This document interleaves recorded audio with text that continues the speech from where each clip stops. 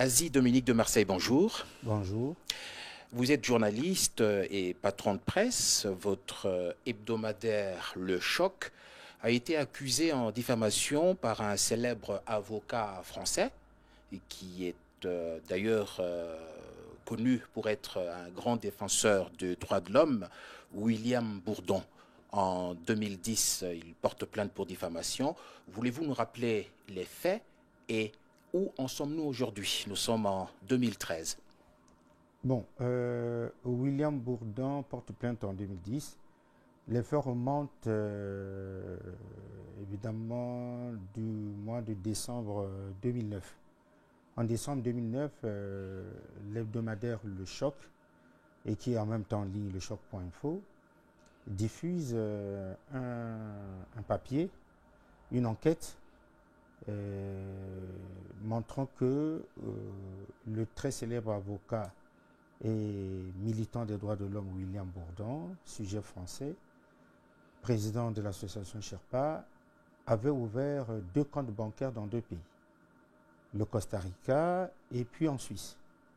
Le journal a révélé l'adresse des 2 banques. Le journal a révélé le RIB, qui est un document confidentiel, des 2 banques. Le journal a révélé le montant versé le premier jour dans chacune des banques. Et le journal a révélé les transferts de l'argent qui est rentré dans ces banques venant d'ailleurs.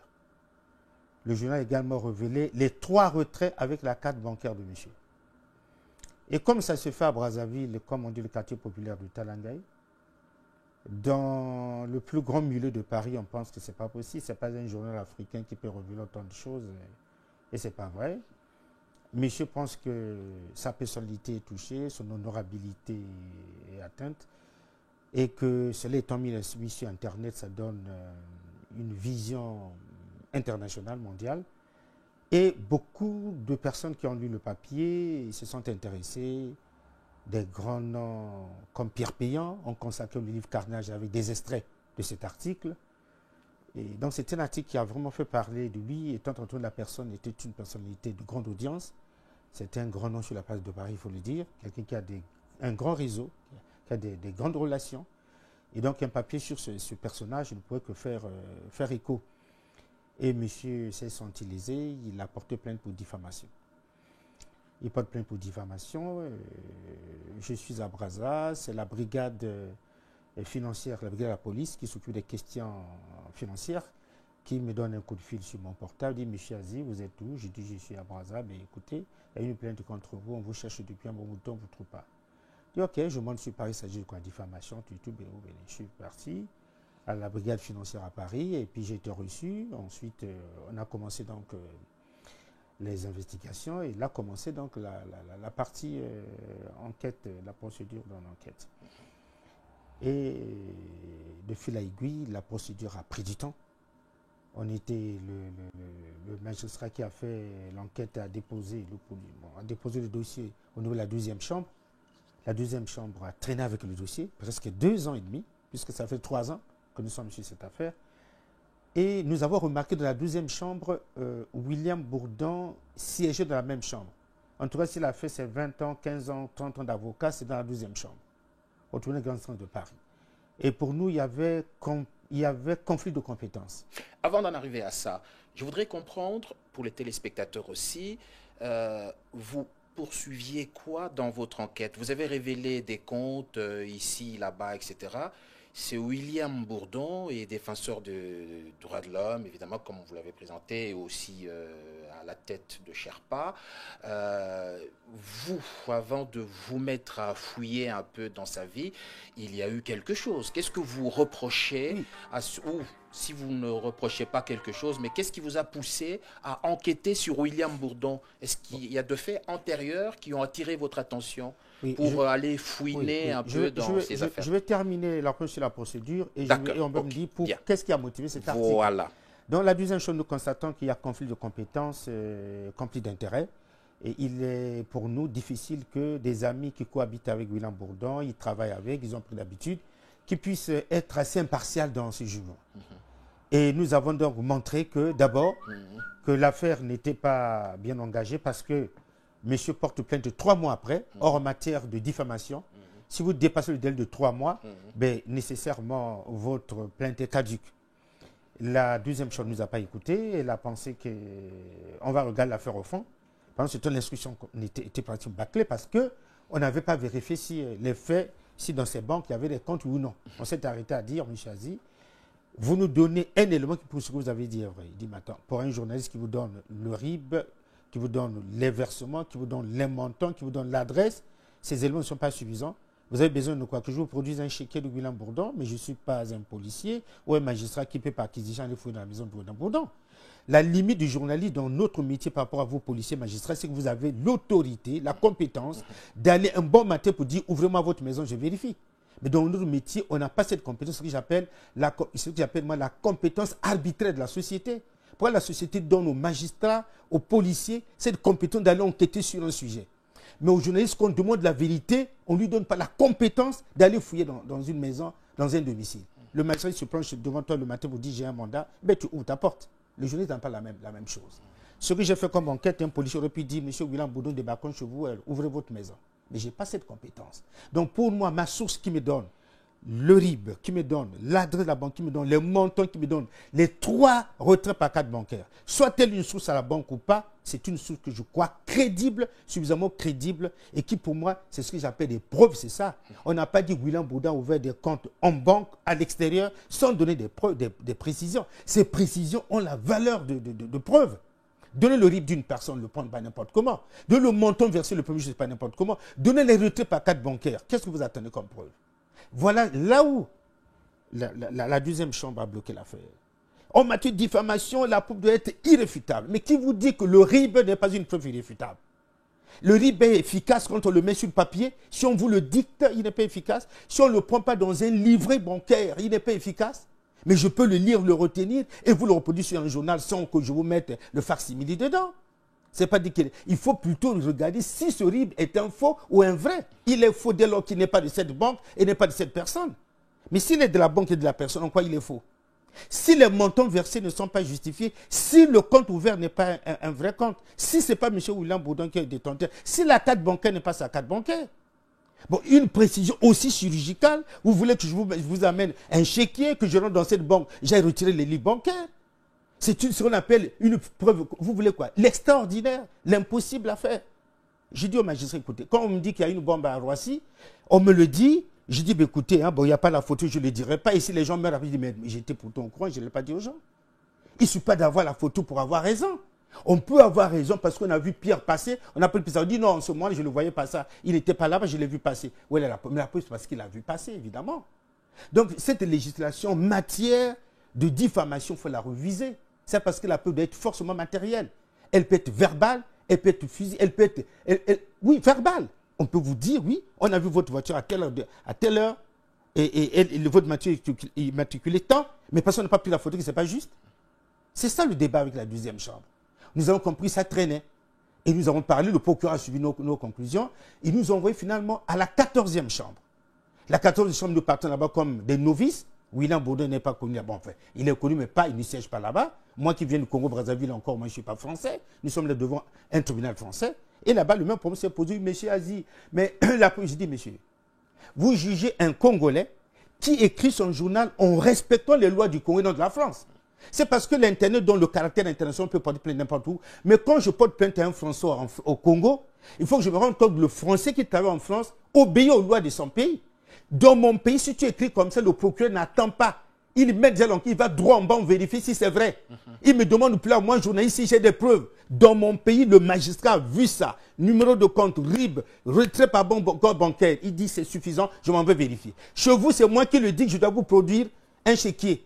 Mais vous ne jugez pas un Français, vous jugez un Congolais qui écrit et fait son métier en respectant la loi de la presse au Congo, en respectant la loi en matière criminelle au Congo, en matière de diffamation. C'est peut-être pas la même chose chez vous. Chez vous, il faut amener un chéquier, il faut amener un truc qui montre qu'il y a eu versement. Il faut amener peut-être le bordereau de versement. On ne va pas l'aller dans la valise de William Bourdon, mon Dieu. Donc voilà, la différence, c'est celle-là. Vous ne jugez pas un Français, vous jugez un Congolais devant le tribunal français. Donc ce monsieur travaille, pour lui il n'y a pas de diffamation parce qu'au Congo il n'y aurait pas de diffamation, il y aurait diffamation si le magistrat est parti vérifier en banque que ce que j'ai dit est faux, il y a diffamation.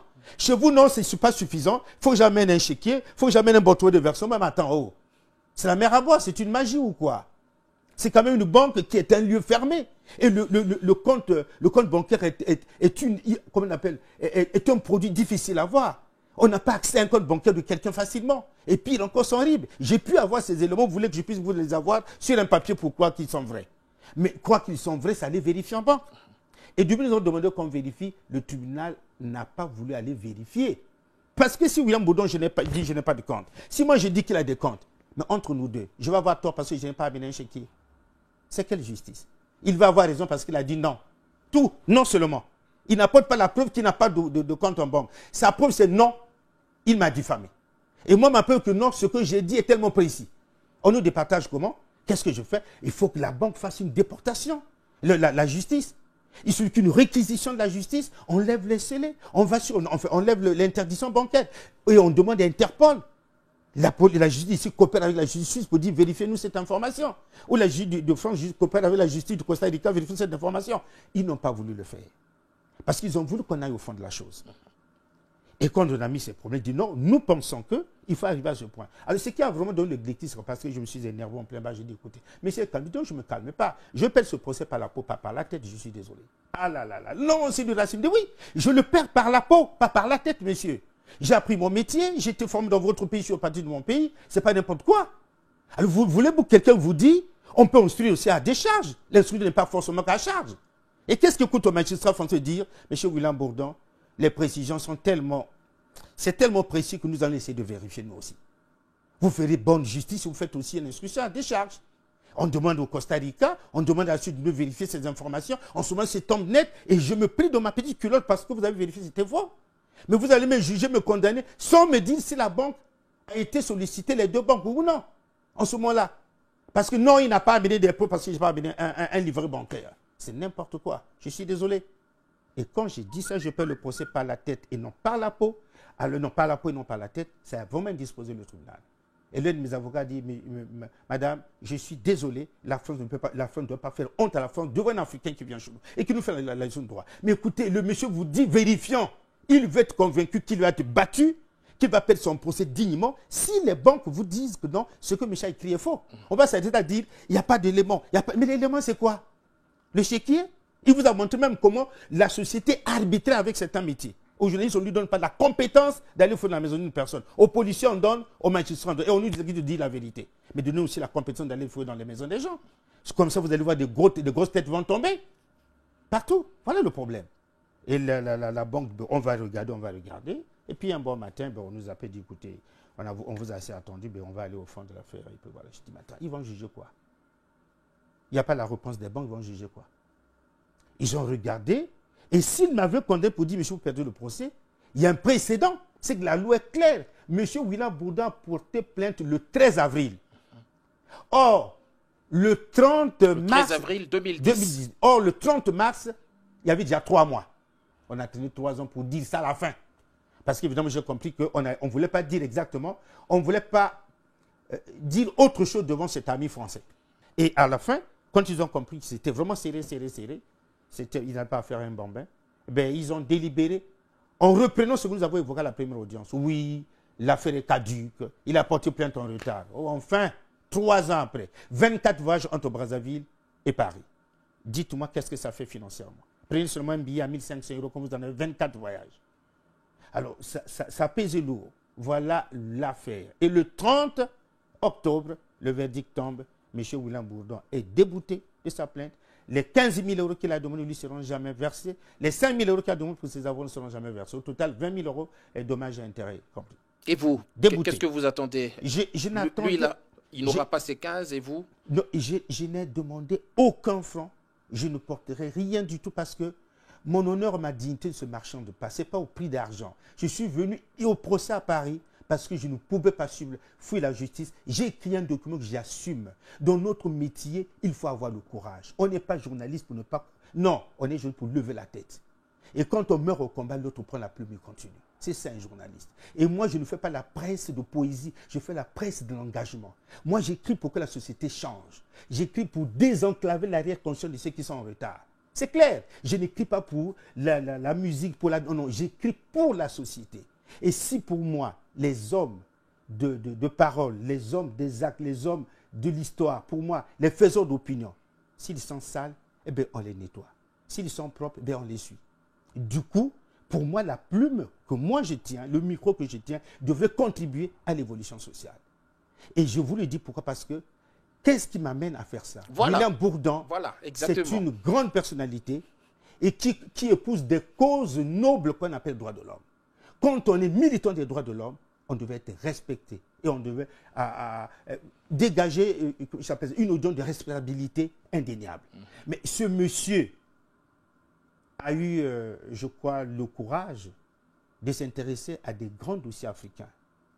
Mais les Africains, c'est aussi comme les Européens.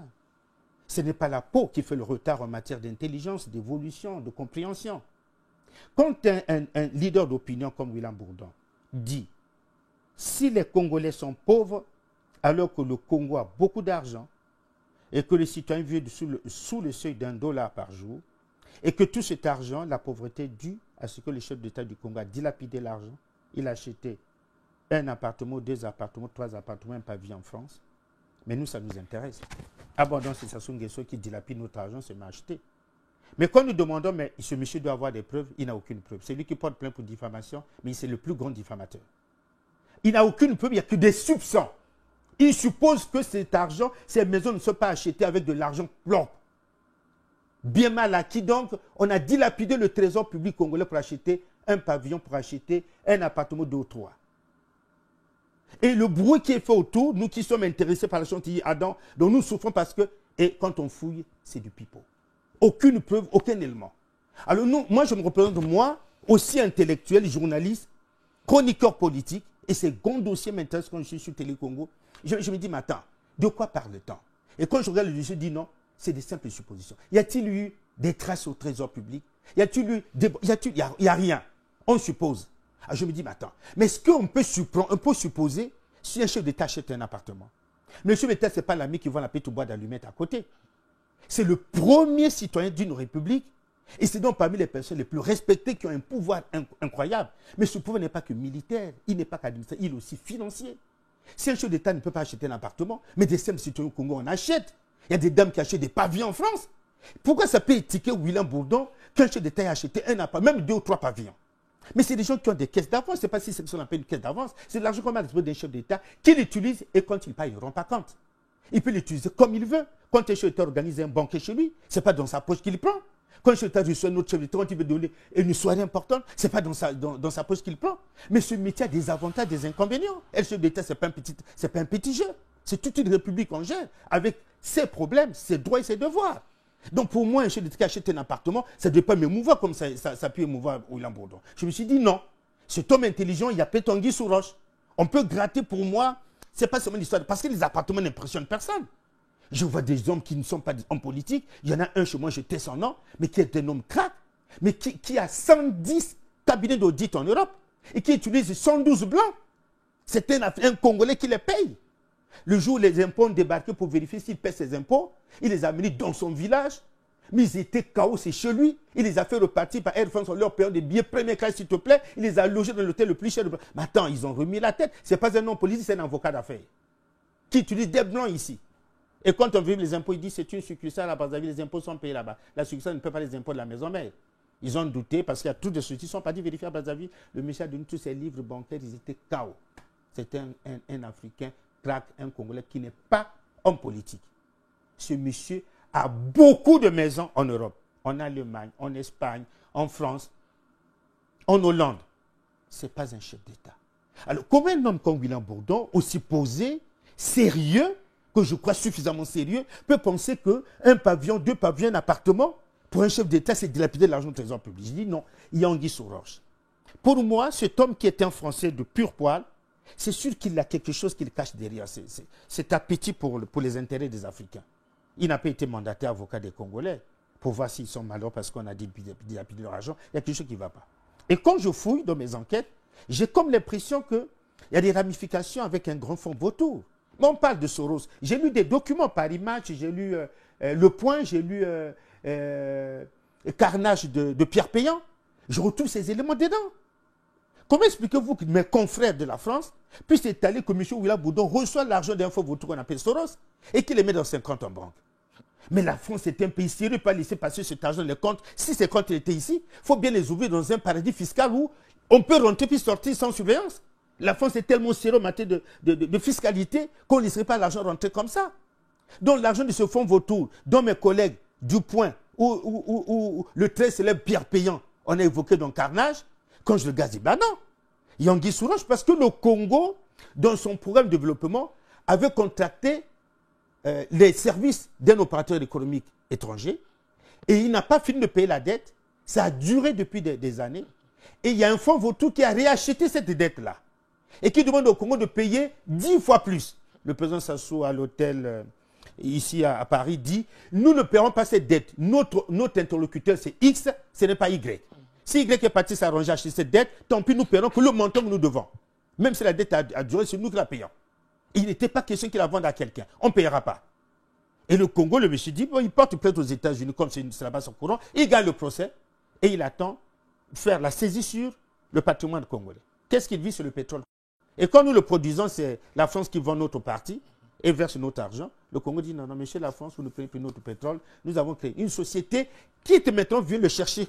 Vient le chercher, l'acheter à Brazzaville. Du coup, sur le terrain là-bas, il n'y a plus le pétrole congolais. On l'achète sur place. On ne l'exporte plus.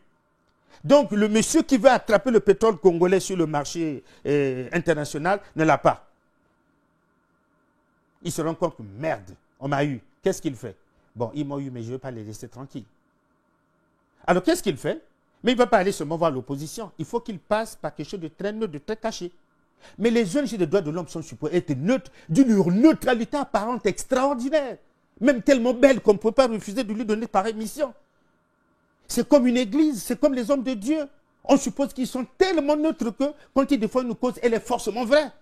Mais qui sait qu'on ne peut pas acheter un homme? Il y a un homme qu'on ne peut pas acheter dans ce monde. Un chef d'État, on peut l'acheter. Un homme d'église, on peut l'acheter. Un patron des ONG, on peut l'acheter. Et c'est peut-être le cas qui s'est passé. C'est peut-être le cas. Et voilà qu'un bon matin, William Bourdon se met à tirer à boulet rouge. Et comme si tu tires seulement sur le président Sassou, ça fait un peu trop carré. Bon, on ajoute Bongo quand même dedans, on ajoute Obiang quand même dedans, on ajoute un moment Biya et puis on le retire pour qu'il y ait quand même un panel. On dit oui, l'affaire est bien parce que c'est un panel des chefs d'État. Ce n'est pas un seul. Ce serait trop beau que ce soit un seul. Mais qui ne sait pas lire? Nous aussi, on est intelligents, on sait lire. Du coup, mais ce qui m'attire, c'est qu'un pavillon, un appartement, mais ce n'est pas la mer à boire. C'est pas extraordinaire pour un chef d'État, tu ne peux pas s'acheter un pavillon. Du coup, pour moi, il y a quelque chose derrière. Et c'est ça l'intime conviction. Donc, nous, on appelle l'intime, tu dis non, il y a quelque chose là-dedans. C'est comme un policier. On lui dit, c'est toi. Il dit, non, non, non, j'ai mon alibi, mon épouse m'avait amené ce jour, j'étais à la fête. Le monsieur dit, l'épouse en train de témoigner. Mon intime conviction, c'est lui qui a commis le même. Mais c'est l'intime conviction. L'intime conviction n'est pas un élément matériel. C'est un élément subjectif, mais qui vous cogne là-dedans, qui dit, c'est ça la vérité. Et mon intime conviction me dit qu'une maison, un appartement, un pavillon des chefs d'État, ça ne peut pas faire courir autant de bruit. Il y a quelque chose derrière. Et c'est ça. Et quand j'ai ces documents de nos amis de la presse étrangère qui montrent, c'est pas moi, qui montrent que ces relations avec Soros, je vais dire son nom, c'est pas mes faux vautours, sont des relations qui ont tendance à aller vers le blanchiment d'argent. Ainsi donc des comptes ouverts ailleurs, Soros ne peut pas les envoyer sur un compte bancaire en France, on aurait pu bien regarder. Mais comme la Suisse est perméable en matière, c'est un fonds vautour, et c'est un paradis fiscal. Le Costa Rica est un paradis fiscal. Ces paradis fiscaux sont ouverts.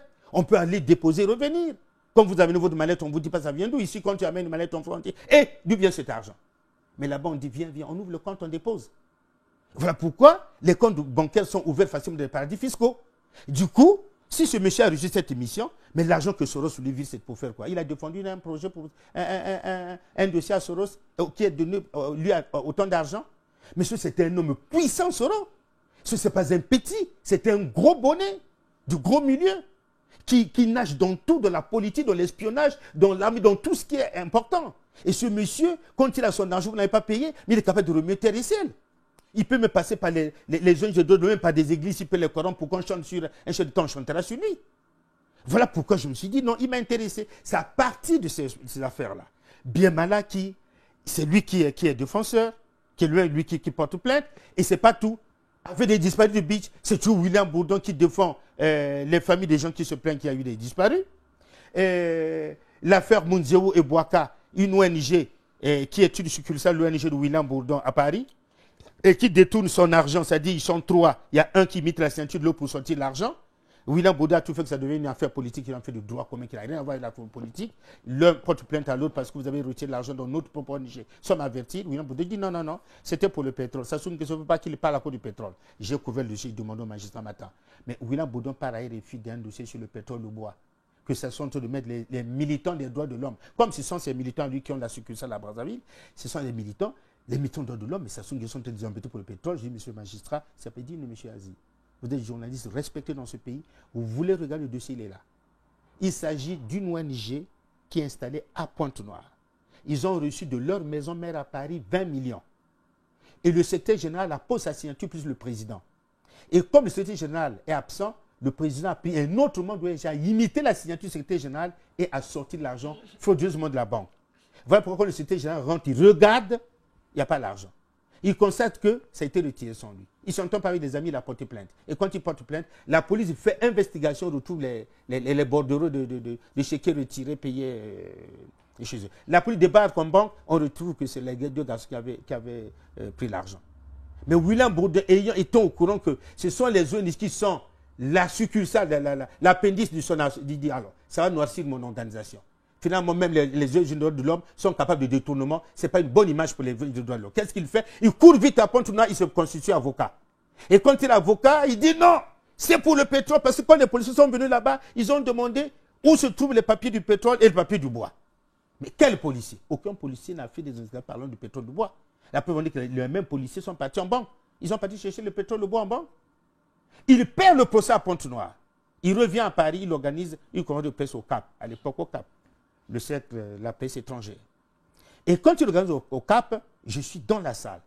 C'était un réquisitoire absolument criminel contre le président du Congo. Sassou Nguesso, prédateur des libertés publiques. Véritable charognard des libertés publiques. Quel mot dur qu'on n'a pas utilisé pour montrer comment ça sortait de briser les libertés publiques.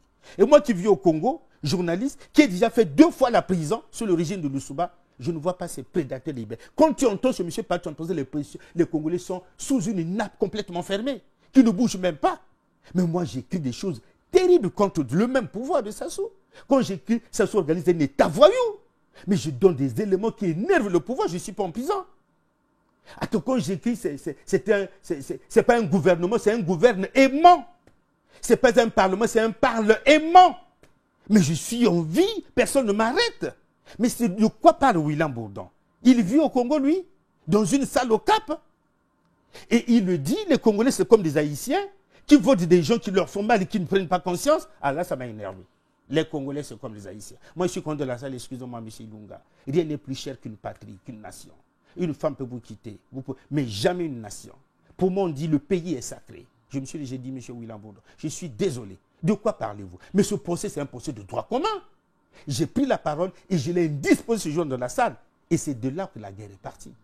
Parce que je suis venu mettre en compte, je suis venu le contredire devant un panel de citoyens qui l'écoutaient avec à propos, pensant qu'au Congo, là-bas, les gens ne respirent même plus. Vous imaginez un peu? Mais ce monsieur a quelle mission? Et quand tu dis, comment peut-il s'intéresser aussi de plus près du malheur des Africains, des Congolais en particulier? Que gagne-t-il? Il a eu le mandat de qui? Est-ce que c'est parce qu'il est tellement humain que les dossiers d'humanisme en France sont finis, que les droits de l'homme en France sont tellement parfaits qu'on ne peut plus regarder même dans son propre pays? Mais avant de balayer la maison des autres, balayer d'abord devant ta porte. Mais la France a beaucoup de dossiers sur les droits de l'homme. Des petits enfants qui sont incarcérés. Je connais un dossier où un enfant de 2 ans et de 5 ans incarcéré à la zone de transit à l'aéroport, à qui le magistrat fait signer un document par un enfant de 5 ans. À 5 ans, on signe un document avec quelle conscience? Il les fait repartir, on signe un document à un enfant de 5 ans. Et ce maître Tom, mon avocat, qui a défendu ce dossier-là, qui a vu la honte de la France. Un magistrat qui signe un document, un enfant de 5 ans, signe ici. L'enfant est né d'un père qui est en France, qui a épousé une Française qui vit ici, qui est allé chercher ses 2 enfants en Afrique pour les faire habiter, passer les vacances avec la nouvelle maman. Ce sont ses enfants, lui. On a dit non. On a soupçonné un trafic d'enfants. Et quand on a fait tout, on a commencé, ce sont ses enfants. Mais pour les garder 2 jours à l'aéroport, on fait signer un enfant de 5 ans un document. Dites-moi, un enfant de 5 ans, il a quelle conscience? La signature a quelle valeur? Alors, et ça, les droits de l'homme ne regardent pas. En France, vous avez des gens qui vivent dans... Et c'est qu'on appelle...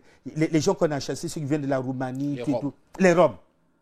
Mais c'est avec une cruauté incroyable, en plein froid. William Bourdon est où? Les droits de l'homme, en France, tout est parfait. Avant de balayer la maison, le balayer devant chez toi. Mais la France a beaucoup de dossiers concernant les droits de l'homme, qui sont des dossiers incroyables. Quand je vois des femmes chanter, des femmes et des hommes chanter, pleurer la famille dans des métros, moi je suis noir, je leur donne de l'argent, ça me fait mal. Les droits de l'homme sont où? On ne peut pas dire au président de la France, 5e puissance au monde, monsieur, ces femmes et ces hommes qui chantent la famille dans les trains font honte. Mais tu veux leur à manger, puis c'est une grande puissance. Si au Congo, les gens m'ont dit parce que ça se détourne l'argent. Mon frère, les hommes m'ont dit parce que qui? Sarkozy, parce qu'on détourne l'argent. Les gens dorment dessus les escaliers, les SDF. C'est parce qu'on détourne de l'argent. 5e puissance mondiale. Donc ça veut dire qu'on ne mesure pas le degré de pauvreté d'un pays par les mondiaux qu'on a vus dans la rue. Chaque mondial a son histoire. Ça peut être un dépravé mental, ça peut être quelqu'un qui arrête ses études. Même si on devait repartir, on devait distribuer le produit national, on le distribue comment? Si tu n'as pas d'accès à une entreprise, à une vie collective, à une fonction d'État ou une fonction publique, tu utilises l'argent de l'État comment? On vous appelle, tous les chômeurs venant au trésor public, on vous, bon, voilà l'argent du pétrole et du bois. En France, on peut dire, bon, allez à la Banque de France, faites le rang. Toi, tu fais quoi? Rien. Tiens, l'argent de reddition du produit national brut. Tiens, on donne comme ça. Ça veut dire que si le pays est pauvre, c'est parce qu'il n'a pas pu développer ses infrastructures. Ce n'est pas parce que quelqu'un m'en dit. Il faut développer les écoles, il faut développer les routes, les hôpitaux. C'est par là qu'on juge la pauvreté d'un État. C'est parce que vous avez un mendiant au coin d'un feu tricolore. Voilà, mauvaise réduction du produit national. Mais la même chose qu'on voit en Afrique, on le voit en France. Tu fais issue de prendre ta caméra, sur une ligne de métro, c'est fini toute la journée. Tu en as beaucoup qui pleurent. Messieurs, mesdames, s'il vous plaît, je n'ai pas mangé depuis hier. Dis, attends, celui-là, Hollande n'a pas donné à manger. Messieurs, mesdames, s'il vous plaît, je n'ai pas mangé. Attends, celui-là, Hollande n'a pas payé à la nourriture. Il n'est pas parti au trésor public prendre sur le TPG de la France. Puisque mauvaise réduction du produit national. En France aussi, il y a mauvaise réduction du produit national. 5e puissance qui a encore ses mendiants. Alors, est-ce que ça ne peut pas toucher les droits de l'homme? Est-ce que ça peut laisser les militants français s'occuper d'abord de l'Afrique? Les gens qui meurent sur Lampedusa là-bas, quel est le cri des droits de l'homme? Monsieur ne peut pas dire non, non, non, je suis européen, je me revois, puisque l'Union européenne fait un pays, devient un pays, une communauté. Donc William Bourdon, action sur tous les pays. Il devait marcher, aller en Italie pour dire non, trop c'est trop, c'est des hommes qui meurent. Mais on n'a pas entendu une grosse voix se lever, crier avec autant d'appui par rapport à l'argent détourné par les chefs d'État africains. C'est des morts d'hommes là-bas en mer, pour lesquels le pape est parti s'incliner, jeter des fleurs. Et je n'ai pas vu les droits de l'homme se lever, crier très fort, porter même plainte aux chefs d'État européens qui ne veulent pas laisser les portes ouvertes. Mais il aurait pu porter plainte pour dire c'est l'homme qui meurt. Les droits de l'homme égale l'homme. Ce n'est pas l'homme blanc, ce n'est pas l'homme non, mais c'est l'homme. Il aurait pu porter plainte. Il aurait pu porter plainte aux chefs d'État français, aux chefs d'État espagnols, aux chefs d'État italiens, aux chefs d'État portugais. Les gens, pourquoi vous ne les laissez pas venir? Pourquoi s'ils tombent? Ils vont parce que c'est trop fermé. Mais il fuit quoi la misère? Pour que l'Europe se développe, il faudrait bien spolier l'Afrique. Moi, j'étais jeune, j'ai vu des billes sur des trains partir, des caoutchoucs partir, partaient où? Mon Occident, c'était pour faire le marché occidental. Maintenant que l'élection s'est développée, il faut quand même avoir un peu d'égard pour l'Afrique. On ne revient pas sur ce combat, mais il faut dire que l'Afrique a contribué au développement de l'Europe. Donc si aujourd'hui nous sommes pauvres, ce n'est pas en un siècle, c'est des siècles. Et si nous avons l'indépendance depuis 50 ans, ce n'est pas en 50 ans qu'on peut penser la blessure des siècles. Esclavage, blessure, minerai, blessure, et tout ce qu'on fait, blessure. Aujourd'hui, nous sommes où? C'est la pauvreté de l'Afrique. Mais lui ne peut pas parler de ça. Il ne peut pas porter plainte à l'Occident pour dire ceux qui sont morts là parce que vous avez trop fermé sont obligés de passer par des voies qui conduisent à la mort. Ils sont obligés de voler par des petites pirogues au risque de leur vie. Mais ils sont muets, pourquoi? Mais il peut dire qu'il y a trop d'immigrants. Mais oui, mais c'est les droits de l'homme. L'homme fréquente l'homme. L'homme n'est rien sans les hommes. Il va dans leur main, revient dans leur main. C'est ça l'homme. Donc l'homme occidental est un homme, l'homme africain est un homme, l'homme américain est un homme, l'asiatique est un homme. Je peux d'un pays à un autre. Mais donc laissez les autres venir chez vous. C'est ça la mission des droits de l'homme. Mais on ne les entend pas sur ce chapitre.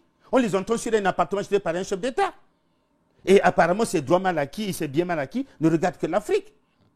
Dites-moi, quand je me promène sur les Champs-Élysées, mais j'ai l'impression que la France n'a plus rien sur les Champs-Élysées.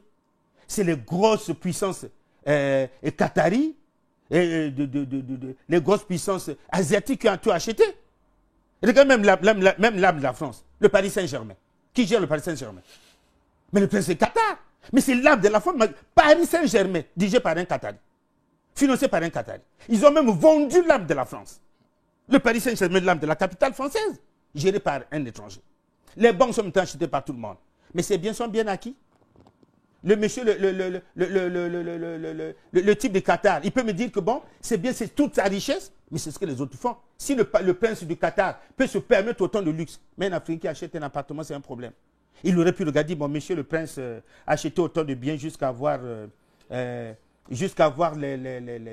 l'équipe de la France. Non, pour moi, il faut qu'on regarde. Mais les Émirats achètent beaucoup de choses. Il a regardé. Les Chinois achètent beaucoup.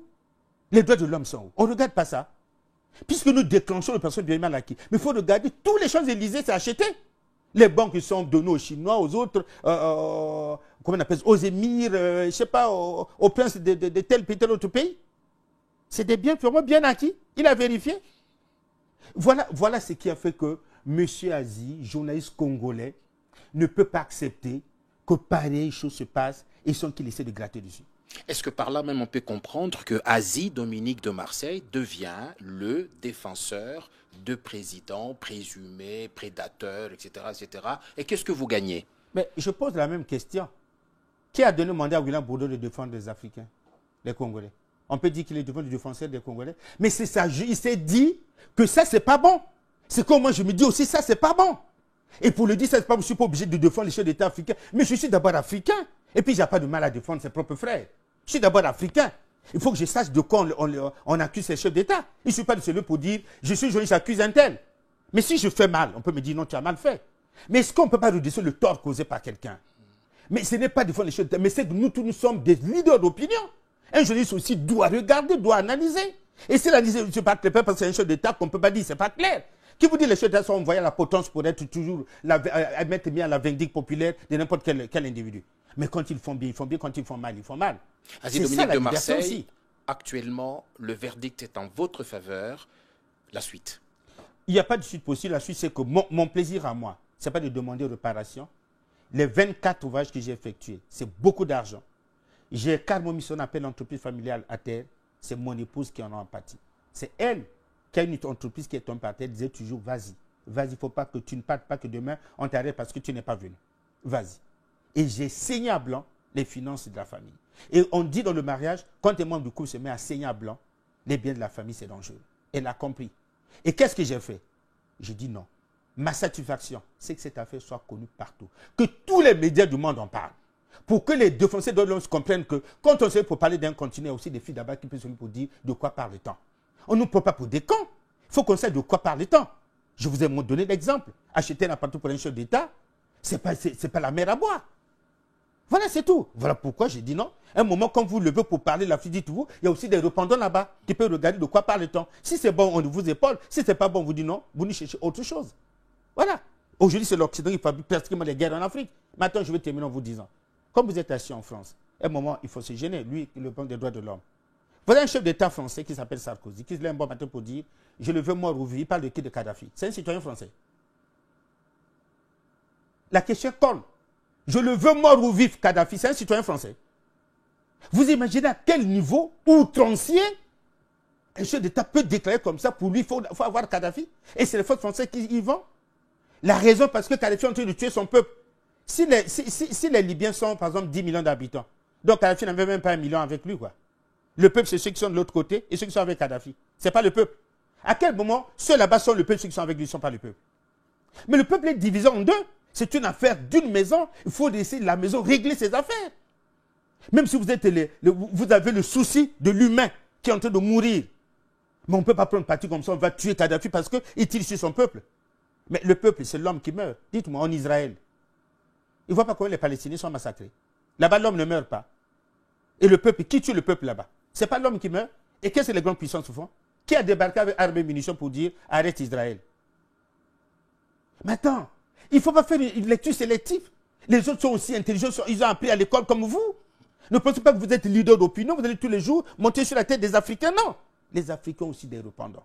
On n'a pas besoin de dire aux chefs d'État d'aller parler. Ceux qui parlent ici ne sont pas des chefs d'État. L'affaire des biens mal acquis, ce n'est pas un chef d'État, c'est un avocat, ça pourrait être un journaliste. Le Aussi choc là-bas. était suspendu, du moins dans sa partie numérique, la suite. Non, dès lors que nous avons gagné le procès, on a remis en ligne depuis le 1er novembre. Le choc en ligne a repris. Maintenant, si vous voulez voir le choc en ligne, c'est www.lechoc.net. Terminé. Et on a remis tout en ligne, on a publié le verdict du procès et on a remis en ligne. On reprend le combat. Ce n'est pas la première fois que nous avons des affaires en justice. Dans ma quête de journaliste, je suis à ma 12e affaire en justice. Et j'ai fait 2 fois la prison. Donc ça veut dire qu'un journaliste, c'est ça. Si vous n'avez pas connu la prison, la justice, vous n'êtes pas le vrai parce que vous ne dérangez pas. Asie Dominique de Marseille, merci. Merci.